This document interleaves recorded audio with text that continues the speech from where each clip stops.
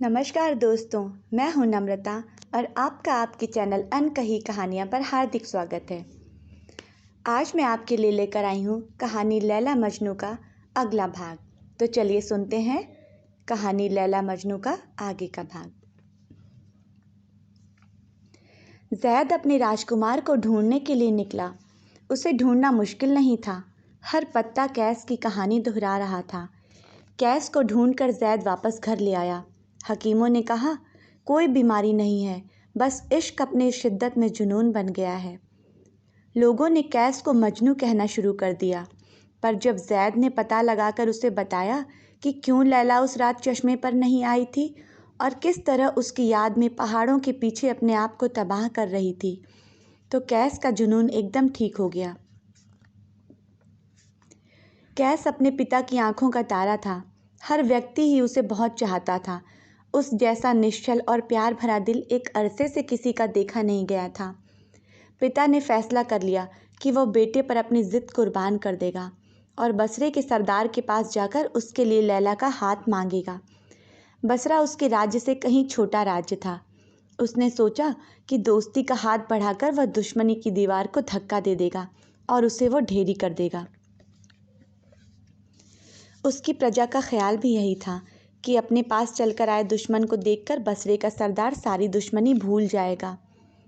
पर बसरे के सरदार को लगा कि यमन के सरदार का अपमान करने का यह बहुत अच्छा मौका है। रस्मी स्वागत के बाद उसकी मांग का उत्तर बसरे के सरदार ने इस प्रकार दिया,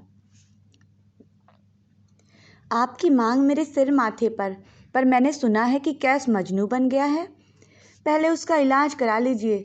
मेरी लैला बेशक जवान हो गई है, फिर भी मैं कुछ देर इंतज़ार कर लूँगा। यमन के सरदार को सुनकर बहुत दुख हुआ। रह रहकर उसका हाथ अपनी तलवार की मूठ पर जाना चाहता था और अपने उस अपमान का बदला लेना चाहता था, पर बेटे का ख्याल उसके हाथ को रोक देता था। वो लौटकर अपने घर आया। पता लगा कि कैस को उनके वहाँ जाने की खबर मिल गई थी, सो लड़ाई के खतरे से बचने के लिए वह दुआ मांगने मक्का चला गया था। पिता भी उसके पीछे गया। रास्ते में उसने अपने दोस्त राजाओं से सलाह मशविरा किया। उन्होंने भी बसरे के सरदार के रवैये की निंदा की और शाह नौफाल ने जिम्मा लिया कि वह बसरे जाकर उसे समझाएगा। उसने शाह नौफाल का कहना भी नहीं माना। तब शाह नौफाल ने उसे धमकी दी। बसरे के सरदार ने उसकी धमकी मंजूर कर ली। राजकुमार इब्बन ने 1000 सिपाही उसकी मदद के लिए भेजे, पर एक ही दिन में बसरे की फौजें भाग खड़ी हुईं। यमन का सरदार और शाह नौफाल उसे फिर समझाने आए। 2 खानदानों में दुश्मनी की बढ़ती हुई खाई पर लैला पुल बन सकती है। दुश्मनी की तलवार फेंककर हम दोस्ती में आपका हाथ पकड़ने के ख्वाहिशमंद हैं। हाँ कहिए बसरे के अच्छे सरदार, लोग भी बच जाएंगे और 2 खानदानों पर दोस्ती का नया सूरज चढ़ेगा। पर दुश्मनी का जहर बसरे के सरदार की नस नस में समा चुका था। उसने कड़क कर कहा, मैं हार गया हूँ, इसमें शक नहीं, पर यह बता दूँ कि लैला को आप जीत नहीं सकेंगे। मेरे एक इशारे पर लैला लाश बना दी जाएगी। लैला को जिंदा मेरे हाथ से आप नहीं ले जा सकेंगे। शाह नौफाल और यमन का सरदार सोचने लगे। आखिर उन्होंने एक दिन की मोहलत और मांगी। कल इसी वक्त हम फिर आएंगे। अगर आपने अक्लमंदी भरा फैसला न किया तो सिर्फ एक ही शर्त पर लैला को अपने पास रख सकेंगे कि आपको हमारी अतायत कबूल करनी पड़ेगी। बसरे के सरदार ने इब्बन से सलाह की। इब्बन भी लैला को छोड़ना नहीं चाहता था। उसके पास 3000 सिपाही अभी और थे। उसी मदद के वादे ने बसरे के सरदार की हिम्मत बंधाई। बसरा न अतायत कबूल करेगा न लैला देगा। अगर मैं हार गया तो लैला की लाश ही आपके हाथ लगेगी। ये जवाब सुनकर शाह नौफाल और यमन का सरदार आग बबूले होकर लौटने ही लगे थे कि एक सवार ने हाँफते हुए घोड़े से उतरकर खबर दी कि अमुक स्थान पर एक पेड़ के पास उसने कैस को मरे हुए देखा है। वह जैसे पेड़ से टक्करें मारकर मरा है। यमन के सरदार ने सुना तो बेहोश होकर गिर पड़ा। शाह नौफाल ने उसे संभाला, फिर ललकार कर बसरे के सरदार से कहा, ओ कैस के कातिल, तुम्हें बदला देना होगा। इब्बन ने कई आदमी जंगल में भेजे हुए थे ताकि कैस को ढूंढकर कत्ल कर दिया जाए। कैस की मौत की खबर का सुनाया जाना भी उसी की साजिश थी कि खबर सुनकर यमन के सरदार का दिल टूट जाए और वह लड़ न सके। और उसकी ये चाल सफल हुई। लैला को जीतने का सवाल खत्म हो गया और कैस की मौत की खबर ने कोई आशा बाकी न रहने दी। यमन की फौज का जोश कम हो गया। लड़ाई हो रही थी। दोनों ओर की फौजों की तलवारों के बीच में लैला का दिल जख्मी हो रहा था। कैस की फौज का भी हर सिपाही उसे अपना ही प्रतीत हो रहा था और अपने पिता की हार में उसे अपनी और अपने पिता की मौत दिखाई दे रही थी। यमन के सरदार को बेटे की मौत का गम कमज़ोर बना रहा था। इब्बन को उसकी साजिश की सफलता हौसला दे रही थी। इब्बन की जीत होने लगी। यमन का सरदार मारा गया। शाह नौफाल ने अपनी तलवार से अपना सिर काट डाला। बसरे के सरदार को भी गहरे जख्म लगे।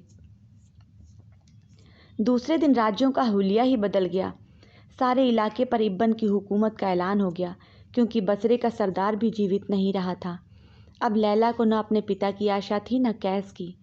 सो उसने अपनी प्रजा के जोर देने पर इब्बन के साथ शादी करनी मंजूर कर ली। कैस अब बिल्कुल ही बेहाल हो चुका था। वो अपना मुल्क छोड़कर वहाँ से कहीं दूर चला गया। जैद ने लैला के महल में नौकरी कर ली।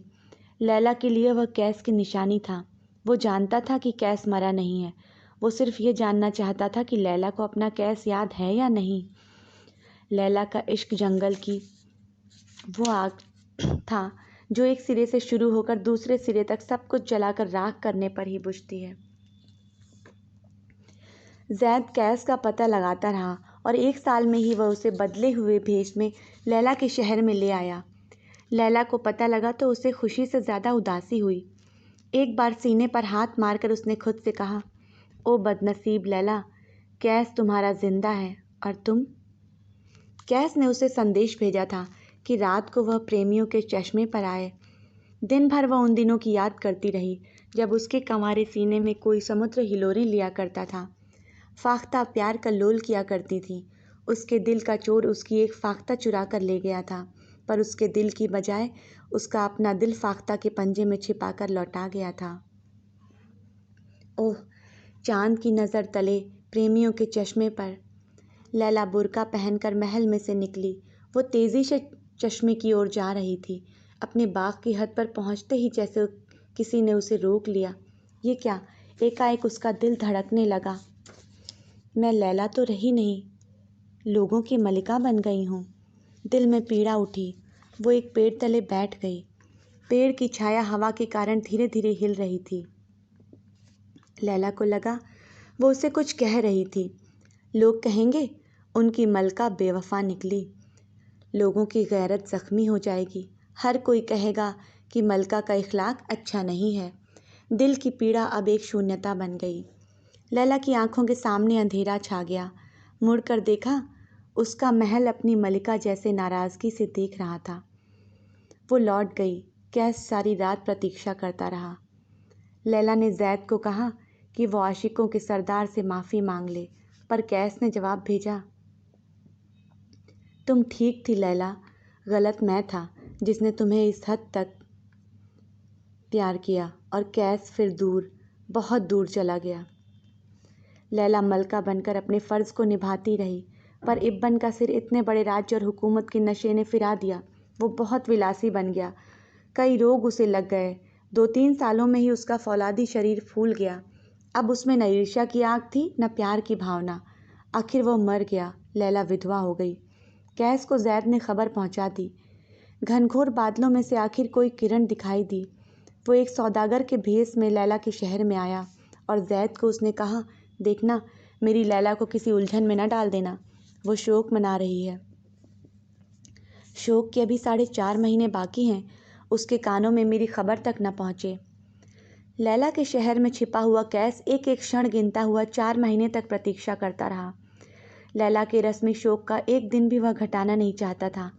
उसके मन में किसी किस्म की जल्दी नहीं थी। रोज़ वह जैद से लैला का हाल सुनता रहा। लैला अपने लोगों को किसी तरह भी निराश नहीं करना चाहती थी। वो नहीं चाहती थी कि लोग कहें, कितनी जल्दबाजी की है हमारी मलका ने। आखिर शोक का अंतिम दिन भी बीत गया। अगले दिन सुबह के समय लोग अपनी दुकानें सजा रहे थे। महल में भी खुशियाँ थीं। आज बांदी ने लैला को काला लिबास नहीं पहनाया था। उसे दूधिया सफ़ेद लिबास पहनाया गया। दिन भर वो अपनी खिड़की में बैठी रही। फाख्ताओं को वह कब की उड़ा चुकी थी। वो नहीं चाहती थी कि उसके शोक की छाया उसके नित्य नए प्यार पर पड़े, पर बार बार उसकी नज़र उस पेड़ की ओर चली जाती थी जिस पर वह अपने दिल की आवाज़ फाख्ताओं की कूकू में सुना करती थी। उसे उस रात की याद आई जब कैस के बुलाने पर वह प्रेमियों के चश्मे की ओर गई थी और रास्ते से ही लौट आई थी। तब मैं आज़ाद नहीं थी कैस, उसने मन में कहा, जैसे वह कैस को अपनी मजबूरी बता रही हो। और उसने अपने बदले हुए लिबास को की ओर देखा। शोक के 6 महीने बीत चुके थे। आह आह, और वह सिर से पांवों तक कांप उठी। उसी समय बांदी ने एक खत लाकर उसे दिया जो जैद ने उसे दिया था।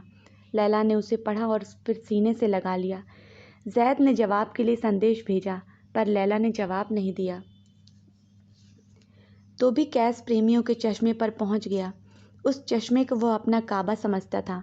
उसके दिल में डर था कि कहीं फ़र्ज़ की बेड़ी लैला के कदमों को रोक न ले। प्रतीक्षा असह्य होती जा रही थी, पर आह, वो चौंका। ये कौन है? उसकी दुनिया, उसकी लैला। उसने दौड़कर लैला को अपनी बाहों में भर लिया। कोई स्वर्ग था उस स्पर्श में। उस स्वर्ग से लैला एक क्षण के लिए भी अलग होना नहीं चाहती थी। उसे अपनी रूह में समा लेना चाहती थी। और कैस के होंठ आंखों से अलग हुए तो लैला ने अपनी आंख खोलकर उसकी ओर देखा। प्यार की शिद्दत ने कैस को पक्का मजनू बना दिया। जो वो उम्र भर नहीं पा सका था, उसे एक क्षण में पा गया। लैला को वहीं छोड़कर हर पेड़ और पौधे में लैला को देखता, उसे आलिंगन में भरता और लैला लैला पुकारता हुआ जंगलों में खो गया। लैला अपने कैस को खोकर वापस लौटी। इब्बन के शोक की एक मर्यादा थी, पर कैस के शोक की कोई मर्यादा नहीं थी। जंगलों में पहरे लग गए। सभी जंगल पूज्य बन गए। पूरे देश में फरमान जारी कर दिया गया, कोई पत्थर से ना मारे मेरे दीवाने को। जैद छाया की तरह कैस के साथ रहा। एक बार अच्छा मौका जानकर उसने कैस को लैला के पास जाने के लिए कहा। कैस हंस पड़ा। तुम भी मुझे मजनू ही समझते हो? मैं लैला से अलग कब हुआ हूँ? अलग न हो सकने की ताकत अपने दिल में न देखकर ही मैंने लैला को अपने अंदर समा लिया था। मेरी लैला। और लैला लैला की पुकार से जंगल गूंज उठा। अब लैला के जीवन की डोर कमज़ोर पड़ने लगी। उसके दुखों से भरे जीवन को कोई आशा थामे हुए थी। अब वह आशा जाती रही थी। उसका चेहरा पीला पड़ गया था। शरीर निढाल बन गया था। उसकी सारी शक्ति जाती रही। शरीर जैसे खंडहर बन गया। प्यार की रूह उसे छोड़ने के लिए तैयार बैठी थी। एक दिन सुबह कैस के अंतिम पत्र को अपने सामने रखकर लैला लेट गई और जैद को बुलाकर उसने कहा, मेरी कब्र वहाँ बनाना जहाँ मैं कैस को पहली बार मिली थी, और फिर कैस को कहना कि मेरी कब्र पर आएं और सामने डूबते आसमान की ओर देखें। वहाँ मैं इंतज़ार कर रही होंगी। और जिन आँखों में कैस के सिवा कोई समाया नहीं था, वे हमेशा के लिए बंद हो गईं।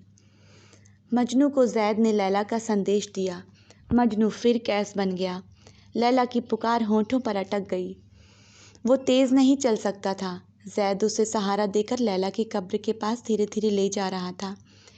कैस ने लैला की कब्र को चूमा और उस तक पहुंचने के लिए वो बेतहाशा दौड़ा, पर तभी कब्र के पत्थर से उसका पांव टकराया और वो गिर पड़ा। और अब जैद उसके पास पहुंचा। कैस लैला के पास पहुंच चुका था। कहानी यहाँ पर ख़त्म होती है। धन्यवाद।